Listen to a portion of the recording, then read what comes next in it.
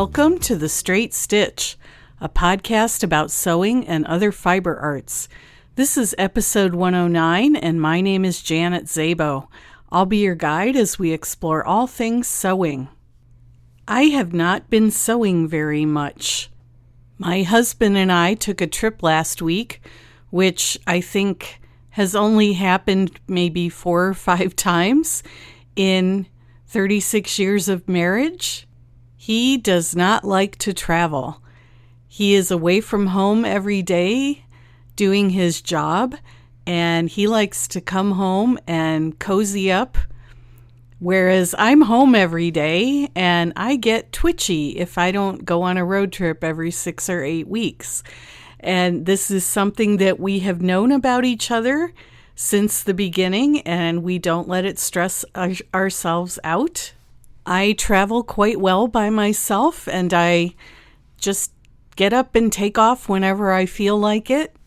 But our girls both live in Washington State now, and I said to him that we need to get into the habit of going over there a couple of times a year. Our older daughter and her husband just bought a house on the Olympic Peninsula, and while they are both very handy, there are some jobs that are a little bit beyond them, so they asked if Dad could come out and spend a few days. So he and I packed up his work truck and a U-Haul trailer, a small U-Haul trailer, so that we could take the possessions that the girls had and wanted that were still here, and made the 11-hour drive to our older daughter's house. Along the way, we had a conversation about traveling, and he is all about the destination. He just wants to power through and get there. And I am absolutely more about the journey. I like to stop at fabric stores along the way, which we did not do on this trip, but that's okay. I'm going back over there at the end of February to teach at Sew Expo in Puyallup, Washington, and I'll talk a little bit more about that in a minute. When we arrived at our older daughter's house, our younger daughter and her boyfriend were also there. She lives in Seattle. She's the one that works for Nordstrom. So we had a couple of days with all the kids together, and that was a lot of fun. While my husband was working on home improvement projects, I did try to do some sewing. I had taken over a couple of projects.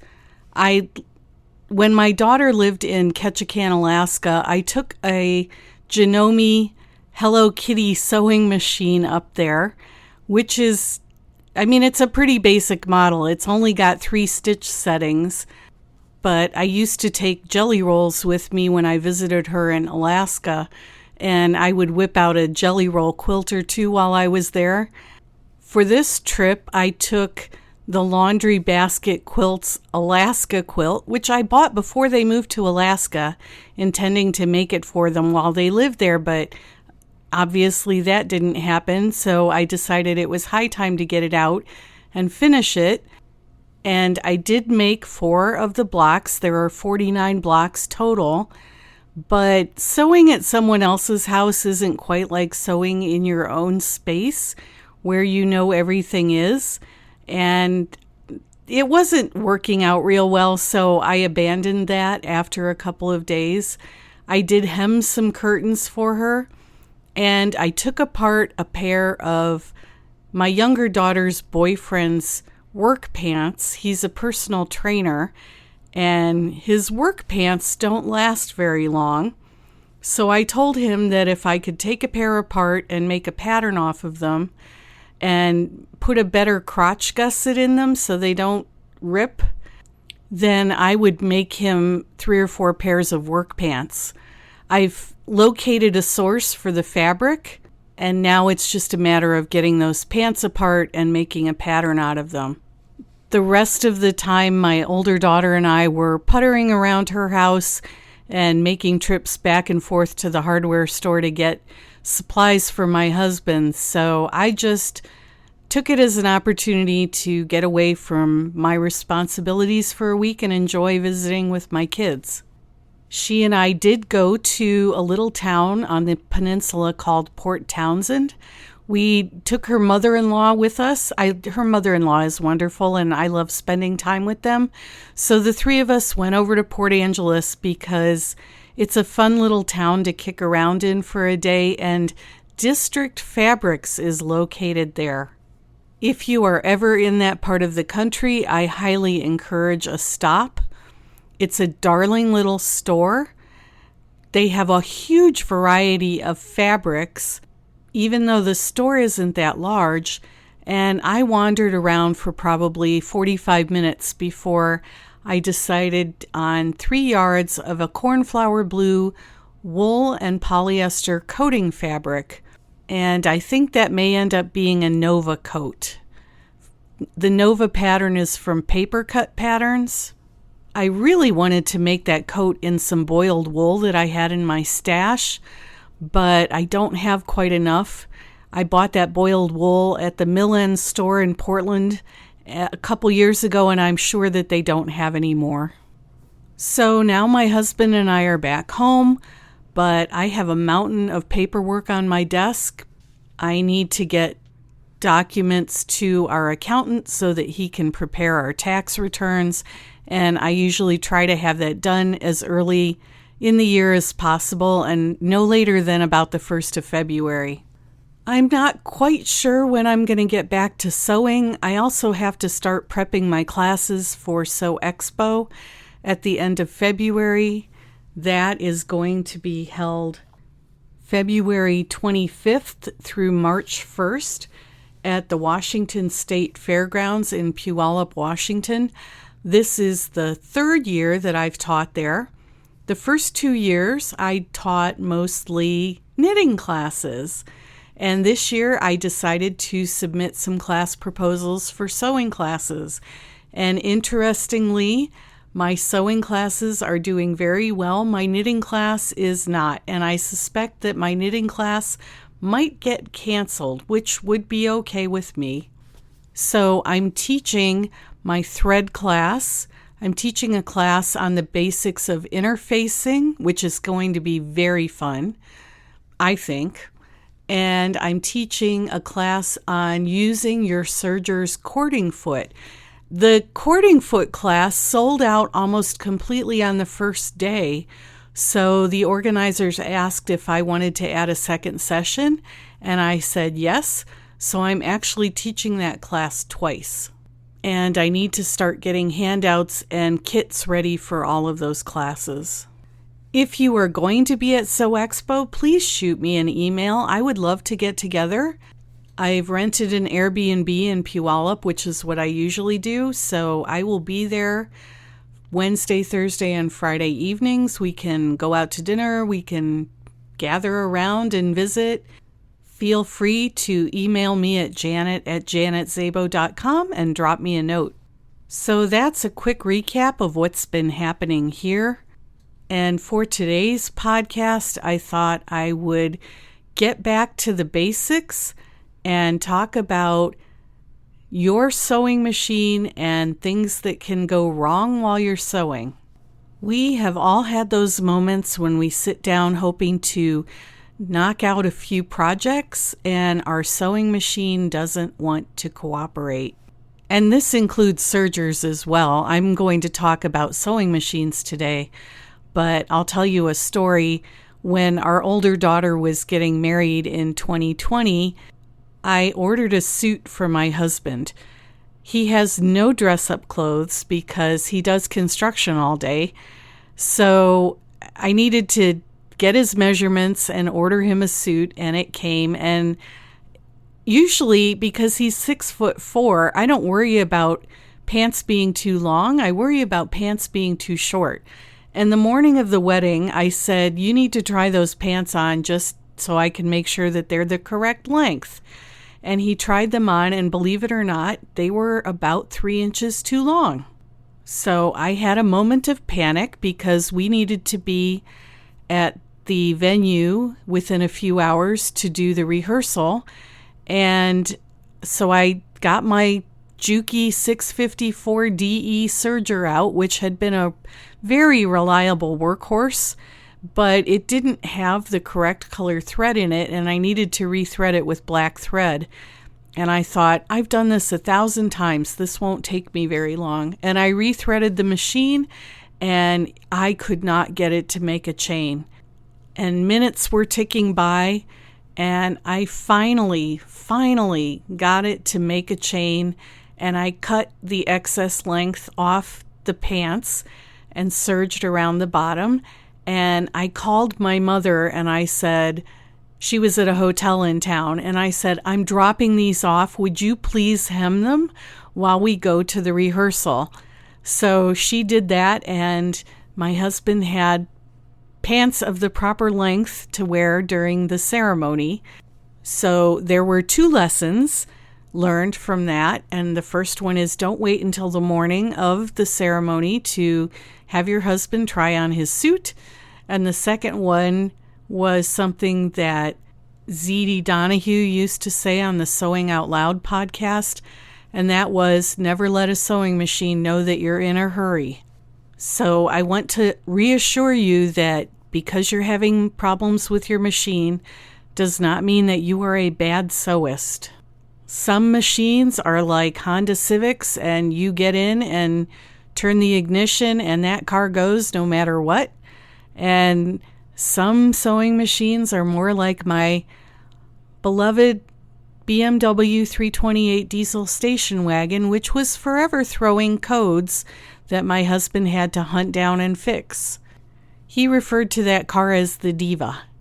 So just know that some sewing machines are going to be absolute workhorses and never give you a lick of trouble, and other sewing machines may need a little bit more TLC.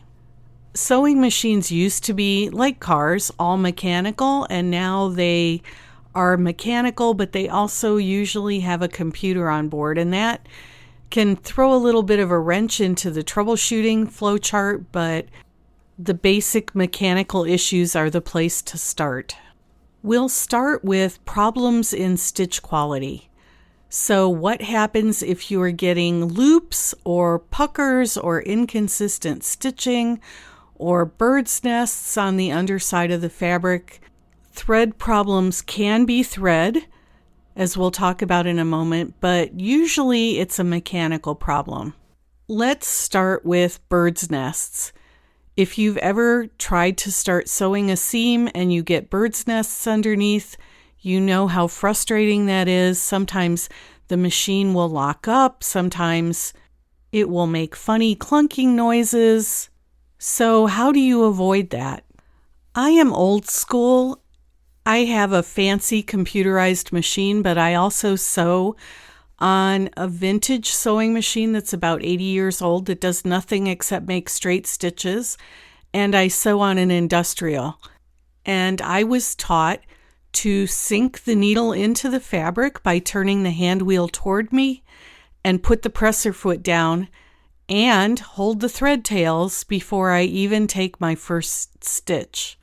Now on my industrial, I absolutely have to hold those thread tails, or I will have a world of problems. So it's just something that I tend to do out of habit. I can't always do it on my computerized machine because if I use the thread cutter, obviously there are no tails to hold on to. But when I'm sewing on my vintage machine or on my industrial, I hang on to those thread tails. I will also sometimes use leaders and enders even when I am not quilt piecing. And for those of you who don't quilt, a leader or an ender is just a scrap piece of fabric that you run through the machine at the beginning and the end of the seam. A leader has 2 purposes. The first is to save thread because you're not constantly pulling out and cutting long threads at the beginning of a seam or the end of a seam. The other job of a leader or an ender is to keep the fabric from getting pushed down into the throat plate, which can also cause problems. And I would say that if you're experiencing that, and it tends to happen more frequently with lightweight fabrics or delicate fabrics, I would look to see if your machine has a straight stitch needle plate. Most machines come with a general purpose foot, which allows you to do zigzag stitches, and the needle plate has an elongated opening, which allows the needle to go back and forth to make those zigzag stitches. A straight stitch needle plate has a single hole in the middle of the plate, so the needle can only go up and down into that hole. That straight stitch needle plate will help to keep the fabric from being jammed down into the feed dogs. It will also improve the quality of the stitch because the needle is not being allowed to deflect back and forth as it moves. What if you are getting loops on your fabric, usually on the underside? This almost always means that the machine was threaded with the presser foot down. You should always thread your machine with the presser foot up because that opens the tension discs and allows the thread to seat between them. If the tension discs aren't open and the thread can't seat between them properly, then you're not going to get a good stitch. I have a Bernina 880, and I know that machine and the 830 as well, the new ones, not the vintage record models, the 880 and the 830 have a terrible reputation, and it's partly due to the fact that when you thread that machine, you have to wait a few seconds after you put the thread into the first sensor. If you don't wait, the tension discs don't open and the machine makes a terrible stitch. And there were many sewists who wanted to speed thread their 880s and weren't waiting for the tension discs to open and complained about the stitch quality. Remember, I teach sewing classes and I've seen everybody's bad habits. It's also possible if you're getting loops on the underside of your fabric that the thread could be caught up in a weird place or have missed something along the thread path. It isn't always the tension discs. Sometimes it's the take-up lever.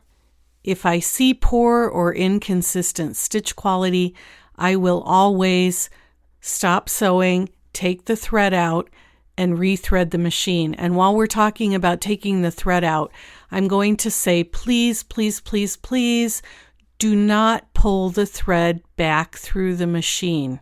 Cut the thread at the spool and pull it out through the needle.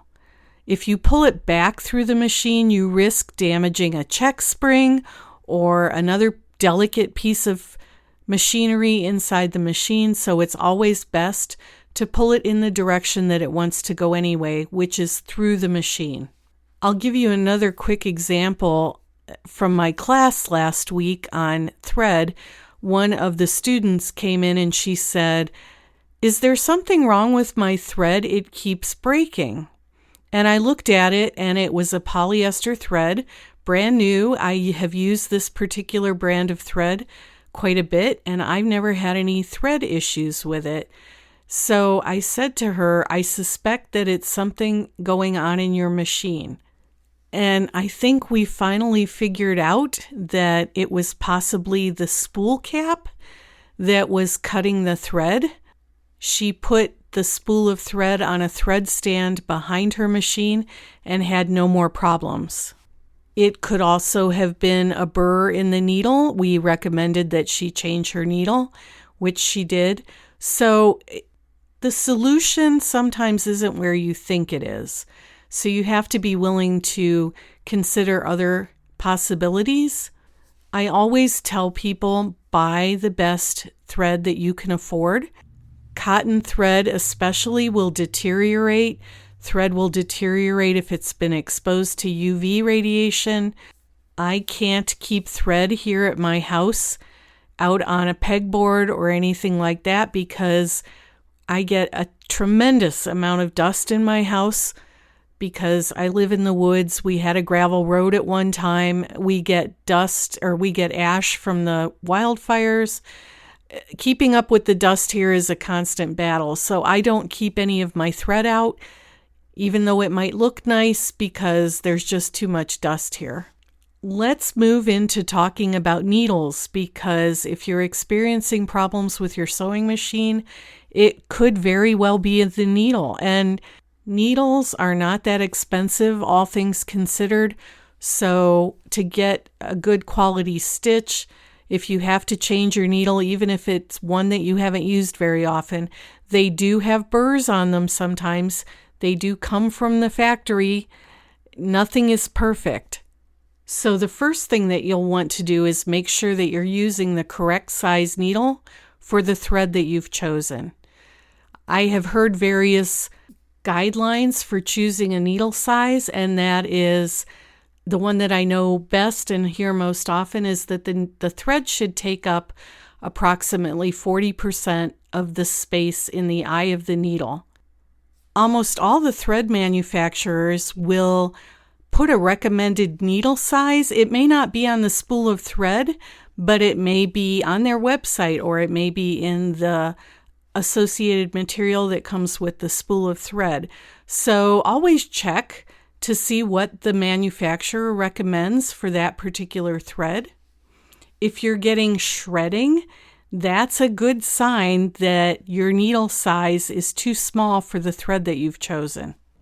If you were to mark your thread up at the spool with a dot from a Sharpie marker, it would go through, that dot on the thread would go through the eye of the needle something like 30 times before it actually ends up in the fabric. So you can imagine the amount of stress and tension that's on that thread, and you don't want to increase that by having the wrong size needle in your machine.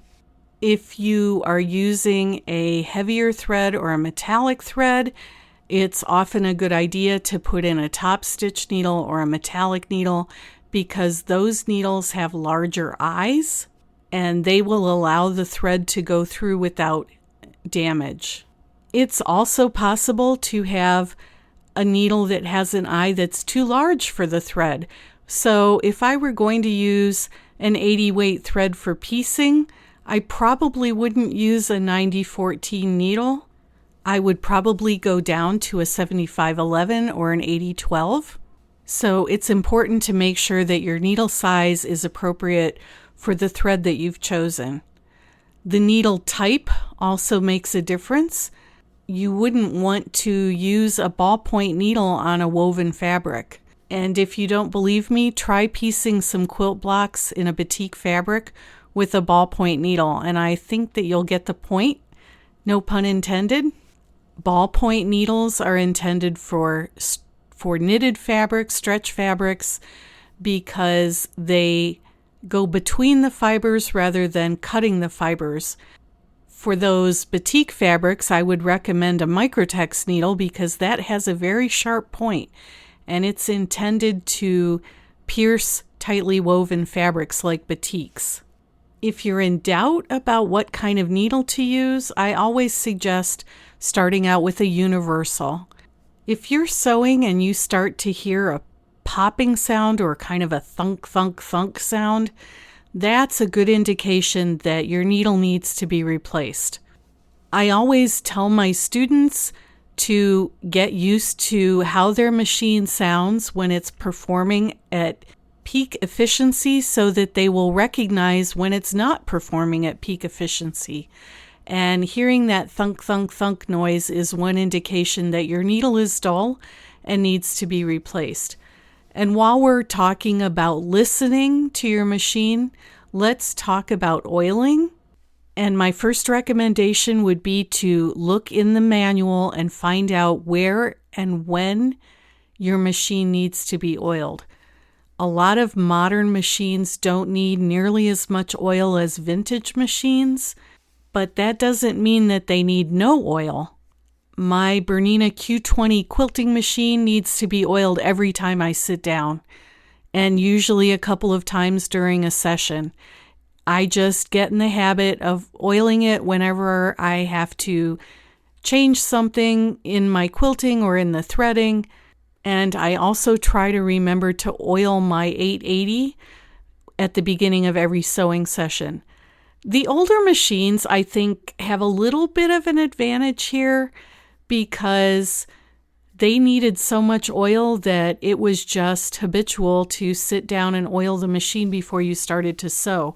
My necky that I use for quilt piecing gets oil every time I sit down at it. If you have oil dripping onto your fabric, then yes, clearly you are oiling too much.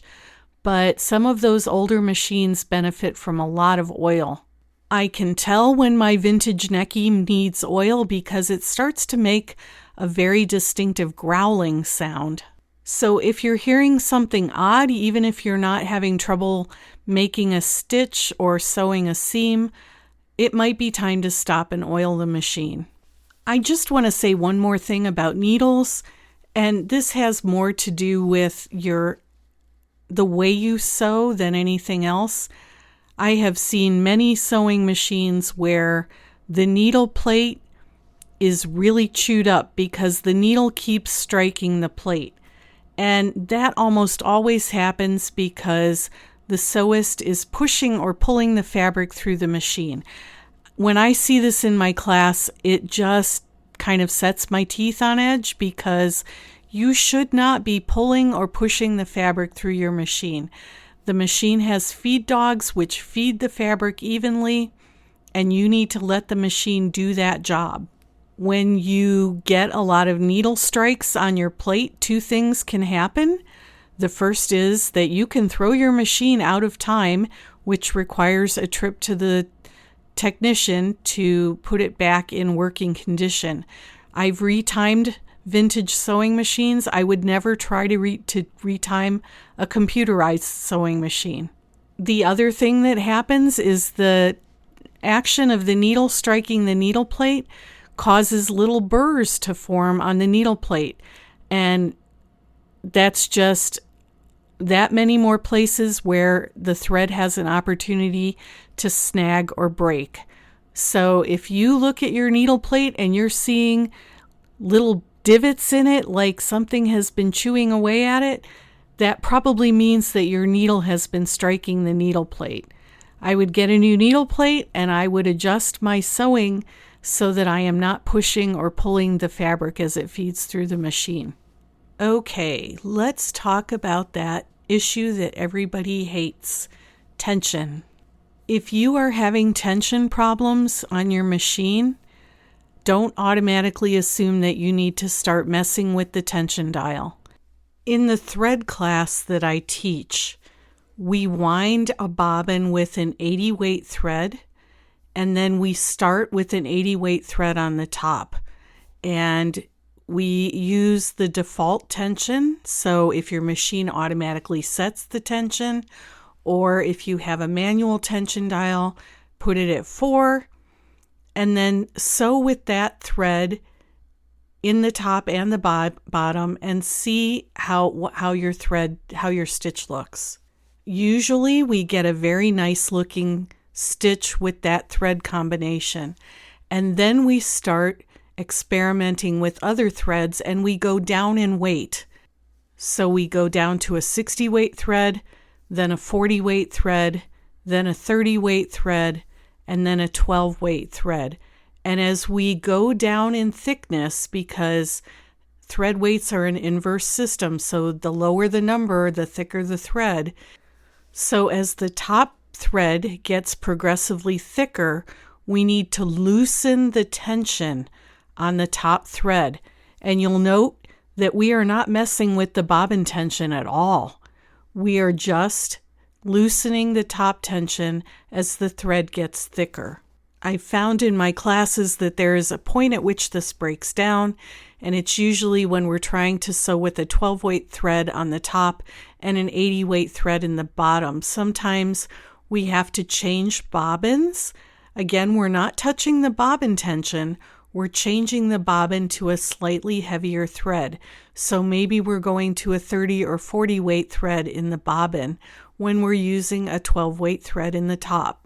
This is really obvious when we're doing it in class, and it usually manifests itself as puckering, especially in the decorative stitches. And as soon as the students start loosening the tension, on their upper thread, that puckering goes away.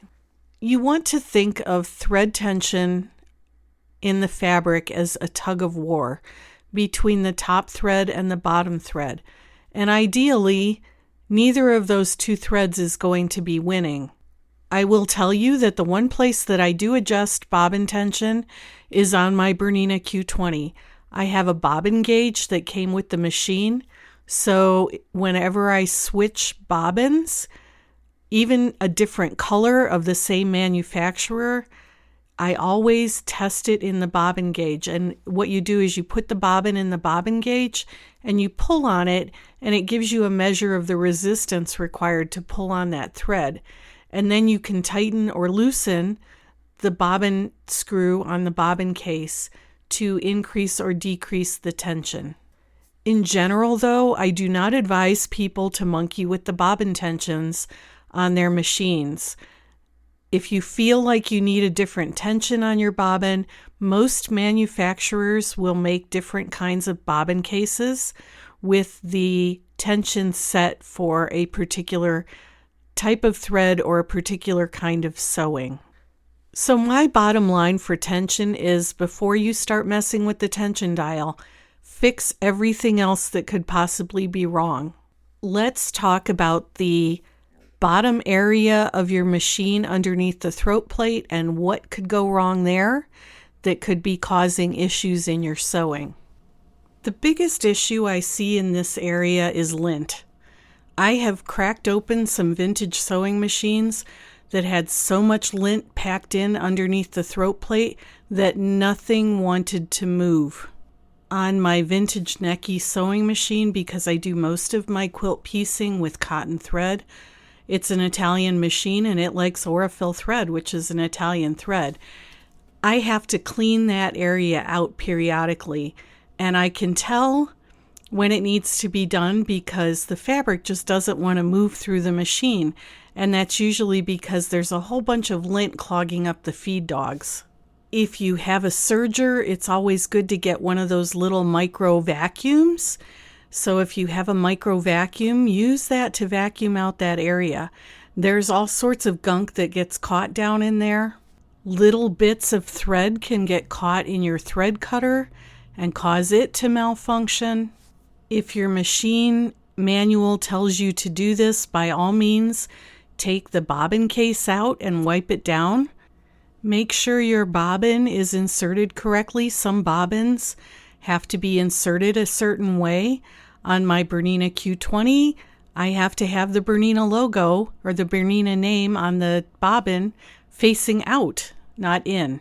Make sure your bobbin is wound correctly. Also, on the Q20, when I'm winding the bobbin, I have to have the Bernina name on the bobbin facing against the machine.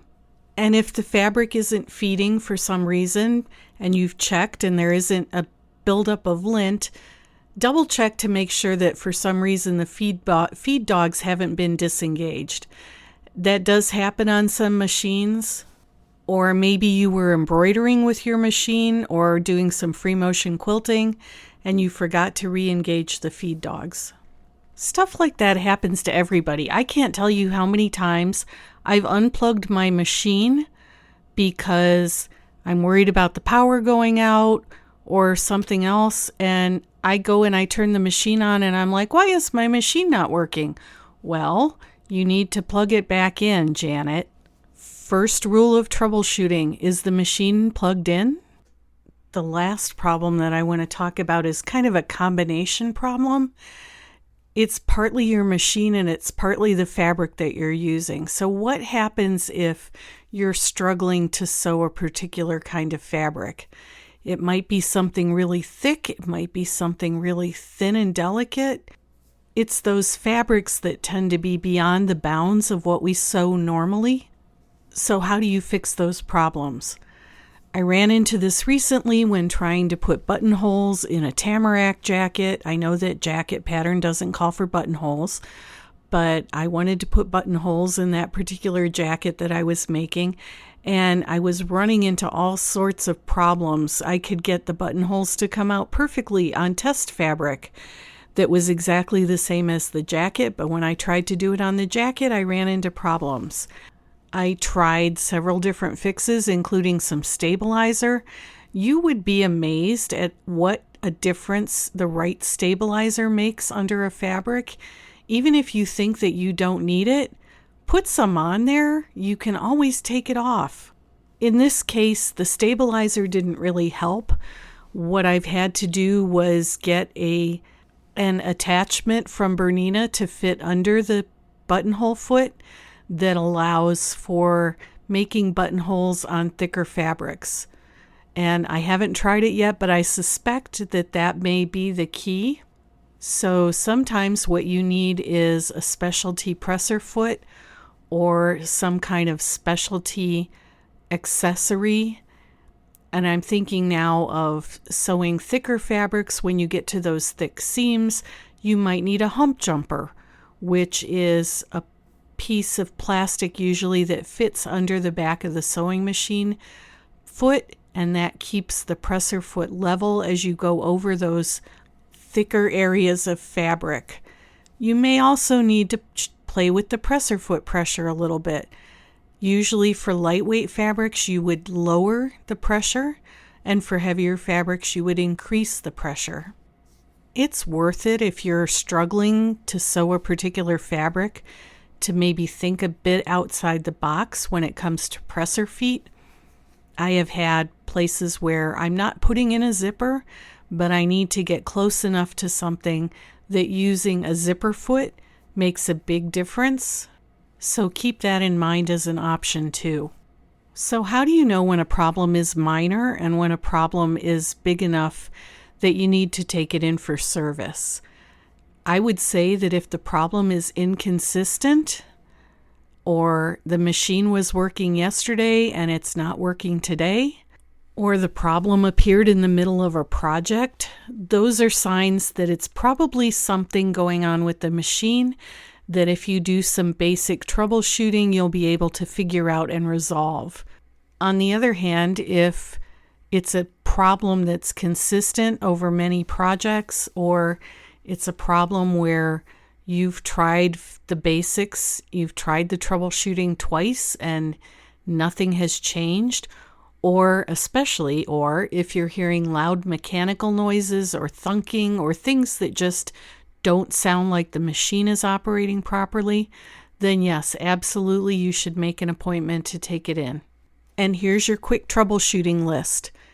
Rethread the machine completely, both top and bottom. Change your needle, clean and oil, and test on a scrap piece of fabric. If necessary, you may have to take a closer look at the threading path to see if the thread is getting hung up somewhere or if it's catching on something. And remember that it could be something as simple as it's catching on the spool cap. So use a spool cap that's appropriate for the size of the spool and not one that's too big. I think I've covered most of what you need to know, and if you go to the show notes page, there is a printable checklist that you can download and keep by your sewing machine so that if you run into any of these problems, you can go through the flow chart and try to fix them yourself. And if you find those kinds of downloads helpful, let me know. I can always include those as part of each episode when it's appropriate.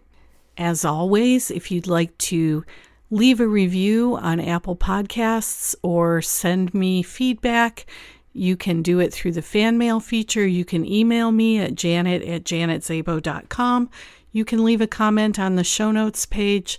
The podcast website is www.thestraightstitchpodcast.com.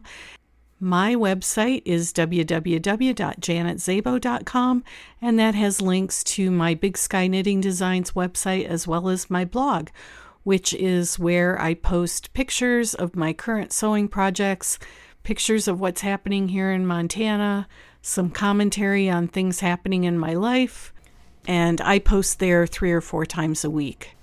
So until next week's episode, I hope that you have a great week and that you get to go sew something.